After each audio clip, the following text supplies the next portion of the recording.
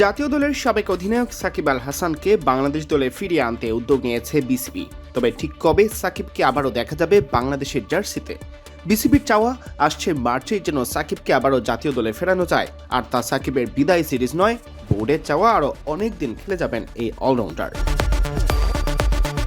দৈনিক প্রথম আলোর এক প্রতিবেদনে বিসিবি পরিচালক আসিফ আকবরের উদ্ধৃতিতে বলা হয়েছে, এ ব্যাপারে আমাদের বোর্ড সভাপতি সরকারের যথাযথ কর্তৃপক্ষের সাথে যোগাযোগ করছেন।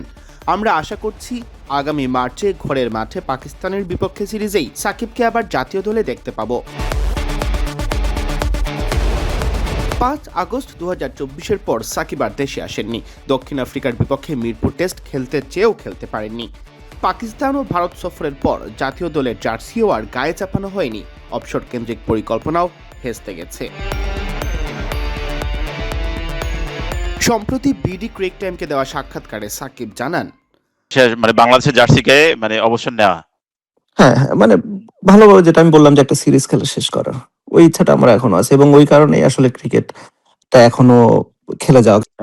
হ্যাঁ, সিরিজ খেলা যদি আমি শেষ করতে পারি আমার কাছে ভালো লাগবে। আফসোসের থেকে ইচ্ছাটা বেশি, আফসোস না হলেও ঠিক আছে, বাট খেলতে পারলে ভালো হয়।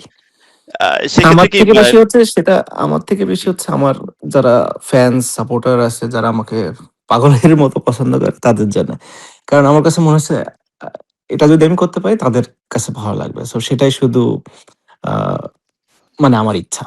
এরপর গত 24 জানুয়ারি বিসিবি সভায় সাকিবকে ফেরানোর সিদ্ধান্ত হয়। দুই বোর্ড পরিচালক আমজাদ হোসেন ও আসিফ আকবর জানিয়েছিলেন, বোর্ডের পক্ষ থেকে সরকারের কাছে সাকিবকে চাওয়া হয়েছে। সাকিবকে দেশের মাটিতে অবসর দেওয়ার সুযোগটাও দেওয়া হবে। তবে সাকিব যদি দীর্ঘ সময় ধরে খেলতে চান সেই সুযোগও আছে। বোর্ড সাকিবকে লম্বা সময় চাইছে।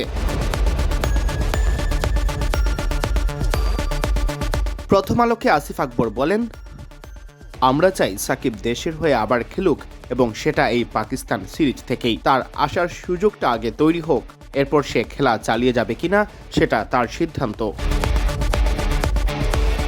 মার্চের শেষ দিকে শুরু হবে পাকিস্তান সুপার লিগ। তার আগে পাকিস্তান জাতীয় দল বাংলাদেশে এসে খেলবে 3টি ওয়ানডে। পিএসএল শেষে মে মাসে এসে খেলবে 2টি টেস্ট। সবকিছু ঠিকঠাক থাকলে মার্চে ওয়ানডে সিরিজ দিয়েই সাকিব ফিরতে পারেন আন্তর্জাতিক ক্রিকেটে। সিয়াম চৌধুরী, বিডি ক্রিক টাইম।